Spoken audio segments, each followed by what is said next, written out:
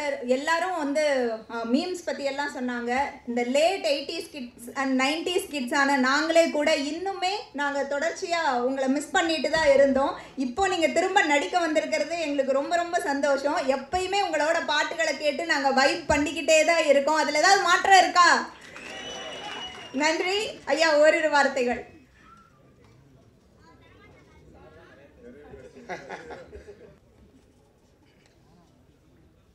Extra என்டர்டெயின்மெண்ட்னாங்க jolly. இது ஒரு எக்ஸ்ட்ரா கூடுதலாக ஜாலி தரக்கூடிய ஒரு கம்பெனி. அண்ணன் வி மதியழகன் தயாரிப்பில் டைரக்டர் ராகேஷ் சார் இயக்கத்தில் உருவாகி கொண்டிருக்கும்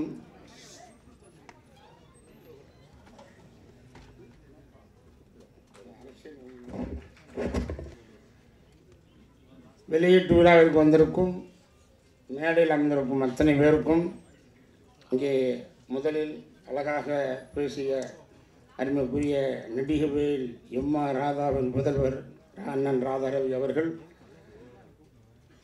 அது வந்து ஆரம்பத்திலேருந்து ரொம்ப பழக்கம். நான் ஹீரோவான முதல் படமே ராதாரவி வீட்டுக்கு ரைட்டில் நான் குடியிருக்கும் பொழுது அந்த ரவியனை வீட்டிலேருந்து முதல் இன்றைக்கி ஹீரோவை பண்ணி கூப்பிட்டாங்க. அதில் தான் எத்தனையோ படங்கள் அவர் நடித்த உதவி டேரக்டர் இருந்துருக்கேன். அவங்களோட நடித்த என்னை விட்டு போகாது, பொங்கியூருங்காவேரி, ராசாவன் நம்பி 3 படமே கிட்டு. இது 4வது படம். கிட்டத்தட்ட 89க்கு அப்புறம் இப்போ தான் ஆக்ட் பண்ணுறாரு ரவியனன் கூட. எனக்கு ரொம்ப சந்தோஷம். ரவியனன் கூட நடிக்கிறது. அதே மாதிரி நம்ம MS பாஸ்கர் அவர்கள்.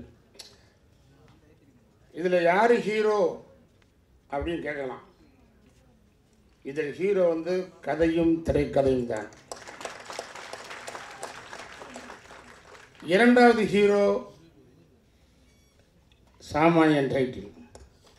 அந்த சாமானியனுடைய வெளியீட்டு டீசர் வெளியீட்டில் வந்திருக்கும் எல்லாம் இங்கே எல்லோரும் இருக்கான். பேர் அந்த சொல்கிற சினேகன் சார் சொல்லிட்டேன். கவிஞர் அவர் அழகாக இருக்கார். அவர் நடிக்கிற ட்ரீட் பண்ணாலும் கிடைக்க வாய்ப்பு உண்டு. Rakesh sir, Bhaskar sir, heroine பேர் என்னென்ன நக்ஷா அவர்கள். ஏன்னா ஜோடி இல்லை, எல்லாத்துலேயும் ஹெல்ப் பண்ணார். அதில் ஹெல்ப் பண்ண விட்டார். இங்கே கூட வர்றது இந்த ஃபங்க்ஷனுக்கு வந்து கனகா வரதாக இருந்துச்சு. ஆனால் சந்தான பேர் வந்தோன்னா வரமாட்டேன் போயிடுச்சு வீட்டுக்கு போயிருக்கேன். அழகாக பேசி போனால் அவர் வேற ஒரு ஃபங்க்ஷனுக்கு வந்திருக்காரு. போகிறவரில் நான் இருக்குன்னு நினைச்சு வந்துருக்காரு. இதே தேட்டரில் தான், கிருஷ்ணன் தேட்டரில் நான் கரகாட்டு ரிலீஸ் அன்னைக்கு நான் கங்கைமரன் எல்லாம் வந்து பார்த்தேன். அவ்வளோ பெரிய மிகப்பெரிய ஒரு வரவேற்பு கொடுத்த ஒரு தேட்டர்லேயே மிகப்பெரிய உலகம் நடந்த இந்த ஊர்லேயே வந்து இந்த தேட்டர்லேயே வந்து இந்த சாமி ரொம்ப சந்தோஷமாக இருக்குது. சார் வந்து நான் ரொம்ப கடமைப்பட்டுக்கிறேன். முந்தா நாள் நைட்டு தான் ஃபோன் பண்ணி இந்த மாதிரி இடம் மாறியாச்சு, அது கிருஷ்ணனித்தில் போடுறாங்கன்னு சொன்னாங்க. திடீர்னு சொன்னோன்னே வேணால் நிறைய இடம் இருக்கும், உங்கள் மன்றங்கள் வர சொல்லி சொன்னாங்க. நேற்று காலையில் ஒரு சில பேருக்கு நான் சொன்னேன். அந்த சொன்ன ஒரு வார்த்தைக்காக உடனடியாக அங்கேருந்து எல்லாம் கிளம்பி இங்கே வந்து பெருமை சேர்த்த எனது உடம்புறவா சகோதரர்கள், என் தாய் தந்தனையோட மதிக்கிறார்கள் என் ரசிகர்கள். யாரை நம்பி நான் பிறந்தேன், போங்கடா போங்க, என் காலம் வென்ற பின்னே வாங்கடா வாங்கின மாதிரி ஆரம்பத்திலேருந்து இன்றைக்கு வரைக்கும் அத்தனை வெற்றி படங்கள். நம்ம ஊர் நல்லூர்லேருந்து பாட்டுக்காலிலேருந்து 88 8 படம், 89 8 படம், 8 படம், 94 படம், 20 படம் கண்டினியூவாக ஹிட்டு கொடுத்த ஒரு ஹீரோனா அது காரணம் இந்த தமிழக தாய்மார்களும் மன்றங்களும் மன்ற சகோதரர்களும். இதுதான் காரணம். நான் ரொம்ப நேரம் பேச நினச்சேன். ஆனால் கடைசியாக என்னென்னா ஒரே விஷயம் இல்லையோ இப்போ பேசிவிட்டு லாஸ்ட்டில் தருவாங்க, டைம் பத்தாது. அடுத்த ஷோ வாங்கிங்களா? அதே நேரத்தில் வந்து இங்கே உண்மையிலே முக்கியமாக நான் சொல்ல வேண்டியது வந்து பத்திரிக்கையாளர்கள். நான் வந்து மேக்ஸிமம் மேடையில் ஒரு மைக்கு இருக்கும், அதில் 2 மைக்கு இருக்கும். இத்தனை மைக்கு இத்தனை கேமரா தான் ஃபஸ்ட் டைம். அதனால் எனக்கு வந்து மனசார பாராட்டுன்றது எந்த விஷயமாக இருக்கட்டும், அது சினிமாவோ அரசியலோ பொது வாழ்க்கையோ பொது நிகழ்ச்சியோ மக்கள்கிட்ட கொண்டு போய் சேர்க்கிற ஒரே மூலதனம் பத்திரிகையாளர்களும் ஊடகங்கள் தான். ஊடகங்கள் டிவியில் செய்தியாளர்னா எப்படி போய் சேர் மக்கள்கிட்ட போய்? அப்படிப்பட்ட பத்திரிகையாளரை பாராட்டியே தெரிய வேண்டும். தெரிஞ்சோ தெரியாமலோ நான் மேதை ஆய்வு பண்ணும்போது நினச்சேன், அவங்க 44 படம் ஹீரோ ஆகிட்டப்பா. ஏன்னா நான் வந்து சினிமாவுக்கு உரிமை ஜாஸ்தி ரைட்ஸ் உண்டு எனக்கு. 5 வருஷம் தேட்டரில் வேலை செஞ்சேன். 5 வருஷம் டிக்கெட் கிழிக்கிறது, கொடுக்கறது, கேஷியர், ஆப்ரேட்டர், அத்தனை போஸ்ட் ஓட்டுறது, பெயிண்ட் பண்ணுறது எல்லா வேலையும் 5 வருஷம் பார்த்துட்டு மெட்ராஸ்க்கு வந்து 2 வருஷம் கஷ்டப்பட்டு டைரக்டர் அசிஸ்டன்ட் டைரக்டர் ஆகி 40 வருஷம் வேலை செஞ்சு அதுக்கப்புறம் ஹீரோ இத்தனை வருஷம் ஒர்க் பண்ணிக்கிறேன். அத்தனை படங்கள் ஒர்க் பண்ணி இன்றைக்கி வந்து எனக்கு உண்மையிலேயே எல்லாம் சொல்லும்போது ரொம்ப சந்தோஷமான ஒரு எண்ணங்கள் உருவாகும். எல்லாரும் சொன்னாங்கண்ணா ஹீரோவை தாண்டி போகிறான், ஹீரோவை தாண்டி போகிறான்.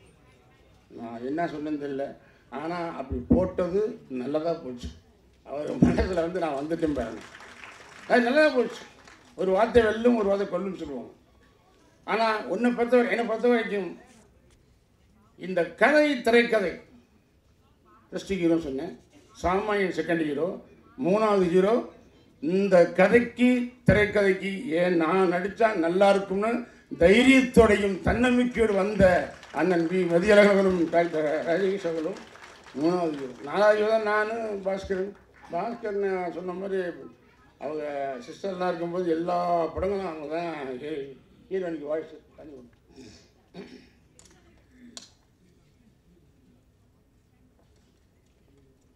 அருமையான நண்பர், ரொம்ப வருஷம் பழகம். அவர் சொன்ன மாதிரி அப்போ டப்பிங் ஆர்டிஸ்ட் ஆரம்பத்தில் நான் அசிஸ்டன்ட் ஆகும்போது அவர் தான் டப்பிங் ஆர்டிஸ்ட்டு.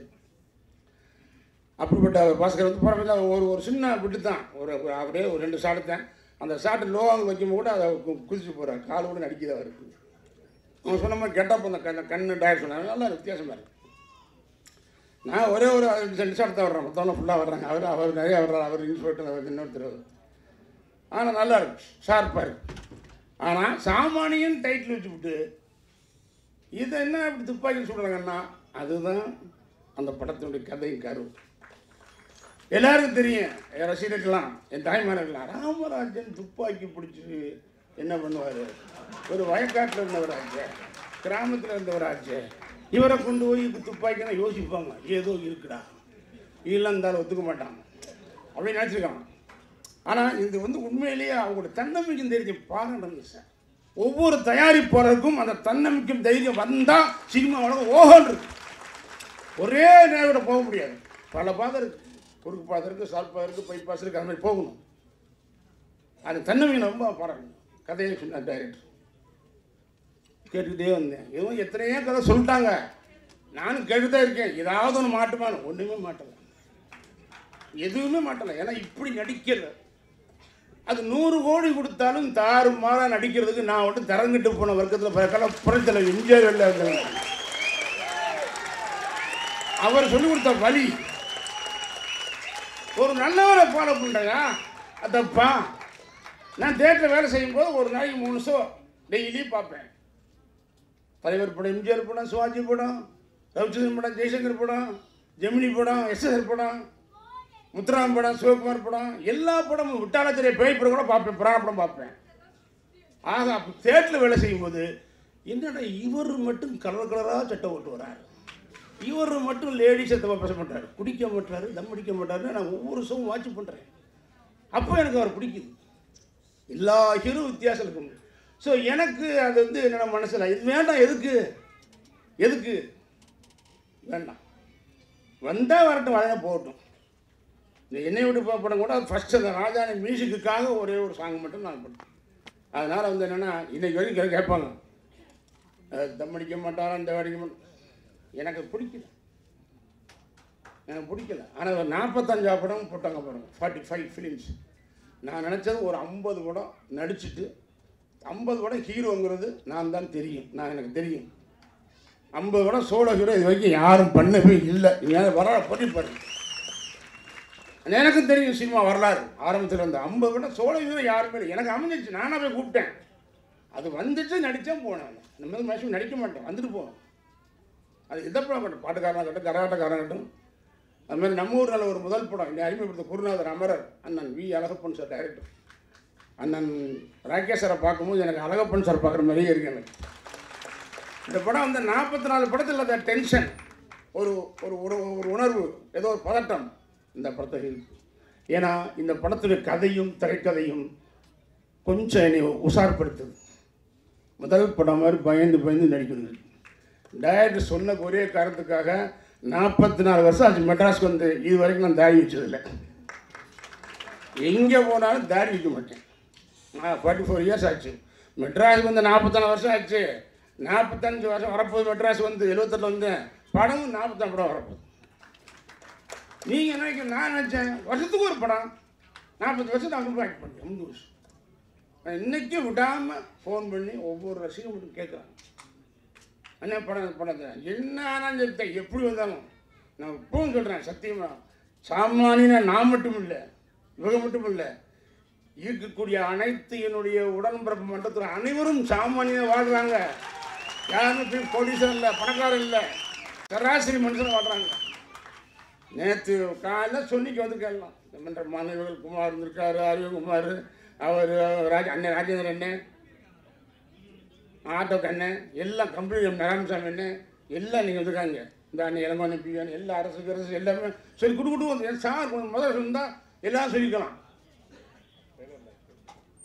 சரி அது வந்துருக்கு. அது சொல்லிட்டு முதல்ல எல்லாம் வரணும் கேட்டாங்க. வேணாம் மதைக்கு வாங்க, அங்கே ஒத்துக்கிறோம் அப்படின்னு சொன்னாங்க. அது மாதிரி எனக்கு ரொம்ப, அதாவது அந்த குறுகிய காலத்தில் கூட பார்க்கணுங்கிறதுக்கு அந்த வேகம் இன்றைக்கி சத்தியமாக லைஃப்பில் யாரை மறந்தாலும் சரி, நான் கடைசி வரைக்கும் மதிக்கிற ஒரு ஆள் அந்த மதியரகன் அவரும் ராகேஸ்வரன். இந்த நேரத்தை அந்த படம் பண்ணார். அதே மாதிரி லைஃப்லாம் நான் கடமைப்பட்டிருக்கிறது என்னுடைய ரசிகம் என்ற உடன்பிறப்புகள். அது வந்து பெரிய விஷயம், யாராருக்கும் வரும். ஆனால் எல்லாருக்கும் ஒரு ஈஸியான வார்த்தை மக்கள் நாயகன். மக்கள் நாயகன் அப்படின்னு சொல்லிட்டாங்க. அப்போது மக்களுக்கு என்ன பிடிக்கும்? எல்லாரும் பண்ணுறாங்க, எல்லாரும் குடிக்கிறோம், எல்லாரும் கம்பெனியா அப்படி இல்லையே. நமக்கு பிடிக்கல.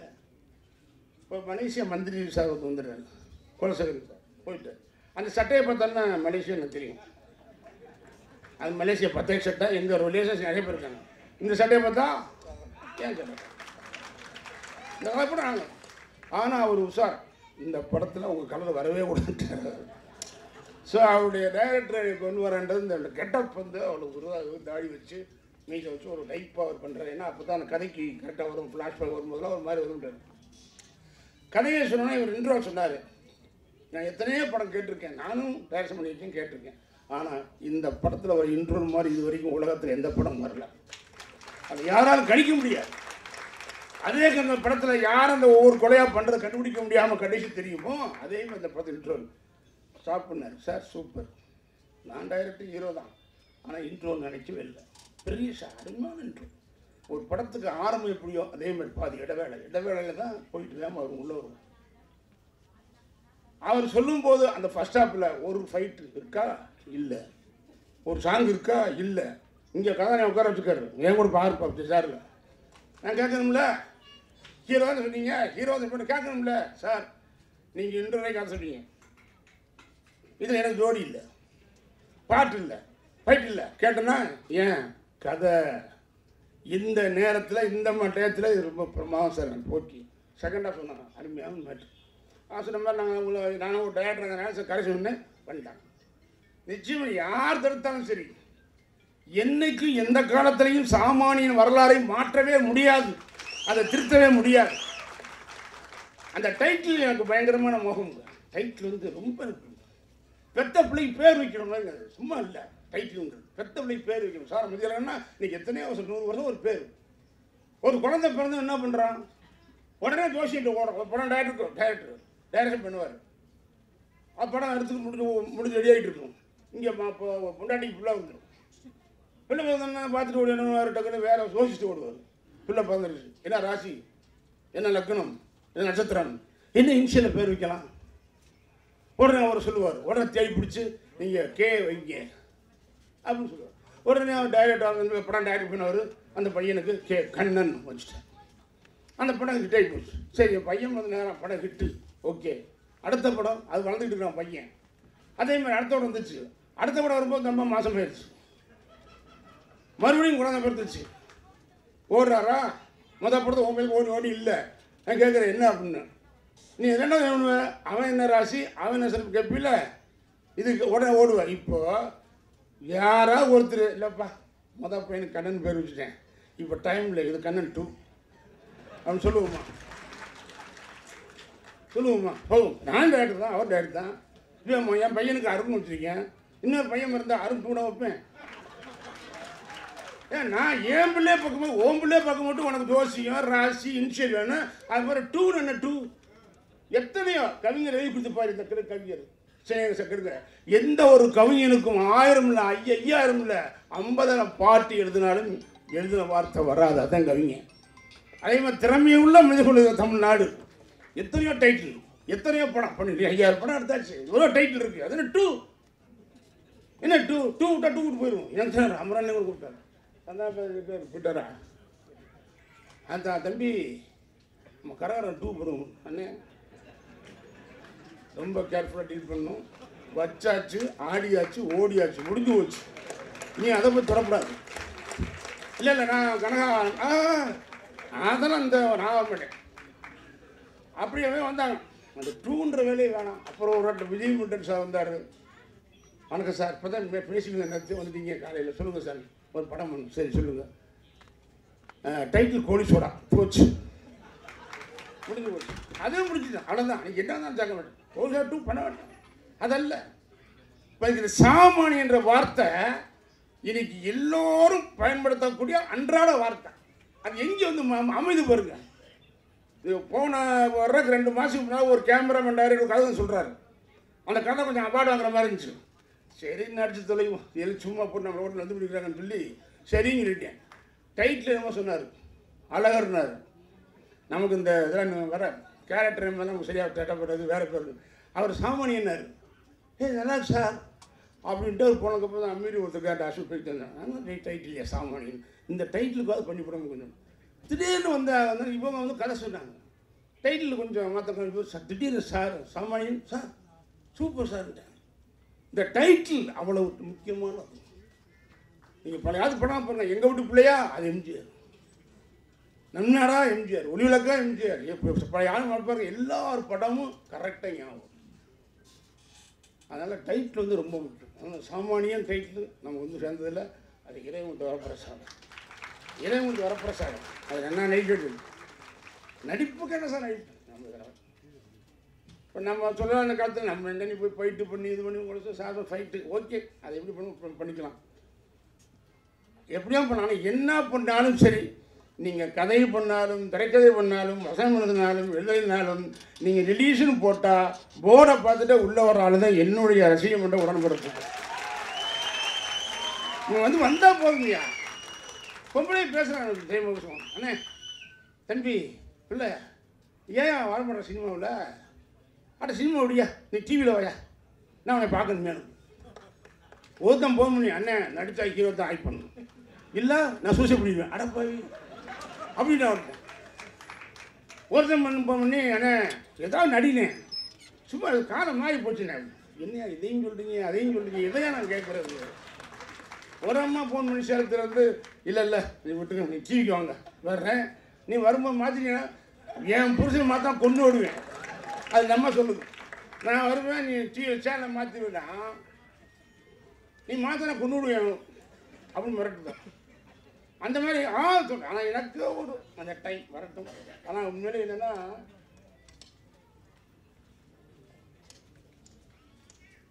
50 படம் நினச்சேன் ஆக்ஷன் டைஸ்.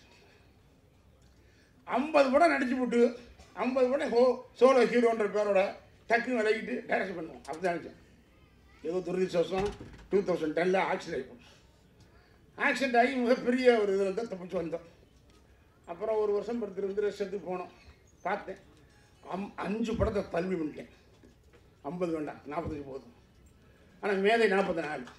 இந்த ஒரு படத்துக்கு என்ன பண்ணுறது அப்படி யோசிச்சு தான் கேட்டு இருக்கும்போது நல்ல புண்ணியாங்க 2 பேர் வந்து அழகான கதையை சொல்லி இது 45 படம். அவர் ஒரு சீன் ஒன்று குத்திட்டார் முதல்லையே ப்ரொடியூசர்.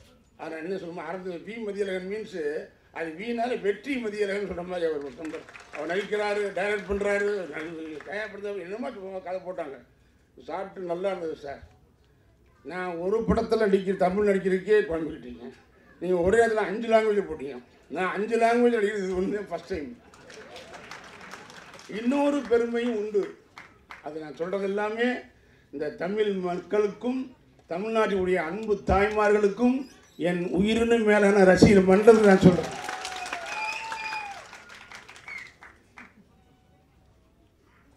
என்ன செய்யற சொல்லுங்க.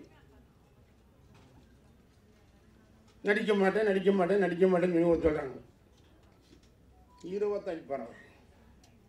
அதெல்லாம் ஒன்றும் கிடையாது. நல்ல கதை, திரைக்கதை. இப்போ ராதாரவி சொன்ன மாதிரிலாம் அன்றைக்கி பாஸ்கர் சார்லாம் உண்மையிலேயே ஆர்எஸ் பாஸ்கர்லாம் எம்எஸ் பாஸ்கர்லாம் எங்கேயோ எவ்வளவோ போயிட்டு டெவலப் பண்ணிட்டாங்க. என்ன படம் நான் டிவியில் பார்க்குறேன். எனக்கு கவிஞருக்கு சின்னகனாக பேசினார். அது பேச்சு என்ன மீன் குஞ்சுக்கு நீந்த கற்று கொடுத்த மாதிரி அவர் அடிக்கிட்டே போன சின்னகனை பார்த்தோன்னா அவரே நடிக்க என்ன நடிச்சிருக்காரு. Very good very good. வந்துடும் விடாது. நடிக்கணும் இருந்தால் நடித்தே தீரணும். அதில் மாட்டுக்கிறதே இருக்க முடியாது. அதுக்குரிய ராம்ஜெயனை பார்க்குறீங்க, அதே கட்டம். ராமராஜன் முடி எப்படி இருக்கோ அதே மாதிரி நீங்கள் வந்து வீட்டிலே முடி வச்சு அதே அப்படியே பார்த்தா மக்களோட ராம்ஜெயனை அது ஞாபகம் இருக்காது. அதே மாதிரி கொஞ்சம் கூட வயசு மாறலை. நான் 7 வருஷம் முன்னாடி பார்க்கும்போது அப்படியே இருக்கிறேன். சந்தோஷம். எல்லாம் ஏதனுடைய 6 ஆண்டு கொடுத்த வரோம். ஆனால் அந்த அருமையான ஒரு டைட்டில் வச்சு எனக்கு ஒரு நல்ல கதையான ஹீரோயின்ஸ்லாம் பேர் ஒருத்தர் சொல்லிட்டு இன்னொருத்தர்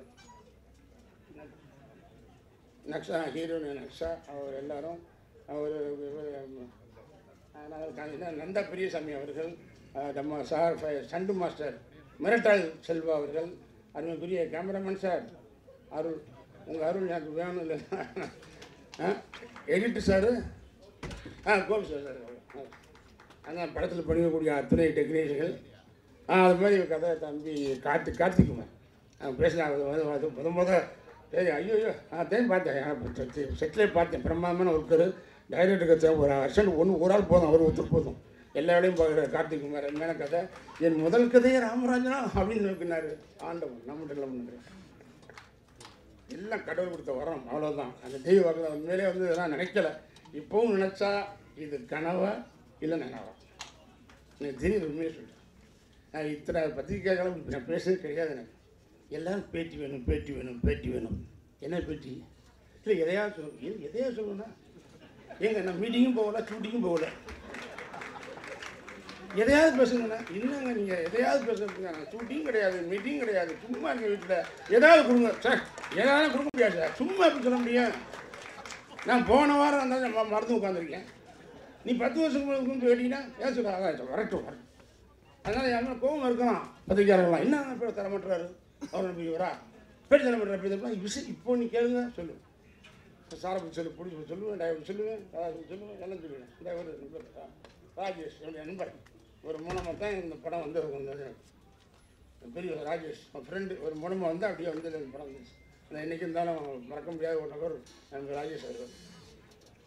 அதனால் இன்னும் இப்போ பேர் வந்துருச்சுல. இப்போ நீ சினிமா பேச சினிமா எல்லாம் பேசுவேன். நான் நிறைய பேசுவேன். ஆனால் என்னென்னா அது எதுவாக இருந்தாலும் நான் நடிகை அப்படிங்கும்போது லாஸ்ட்டில் மைக்கு வரும்போது கொஞ்சம் அவசரமாக பேச வேண்டியது. எப்போவுமே அது ஒரு மீட்டிங்கோ எதாக இருந்தாலும் அந்த லாஸ்ட்டில் மைக்கு வரும்போது கொஞ்சம் டைம் இருக்காது. அதனால் உண்மையில் ராகேஷ் சார் நான் சத்தியமாக சொல்கிறேன். என்னை உருவாக்கின குருநாதர் அமரர் என் குருநாதர் வி அழகப்பன் சாலையிலையும் உங்களை பார்க்குறேன். ஏதோ அவரே வந்து எனக்கு அவரே வந்து என் முதல் கேட்குற மாதிரி அருமையான டெக்னீஷியன். ஒரு பட்டுக்கோட்டையும் சொன்னார். பட்டுக்கோட்டை தவணிங்க வந்திருக்காப்புல.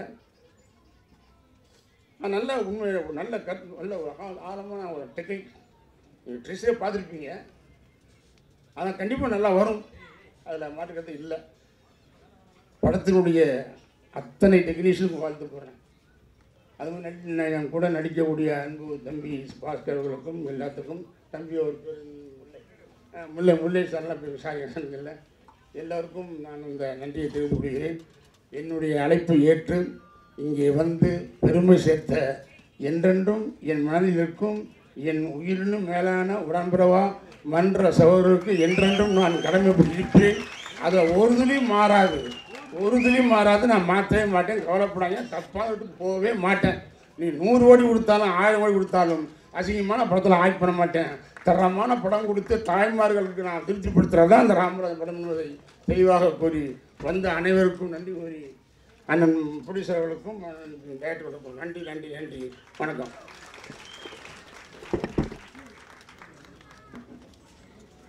நன்றி ஐயா. இறுதியாக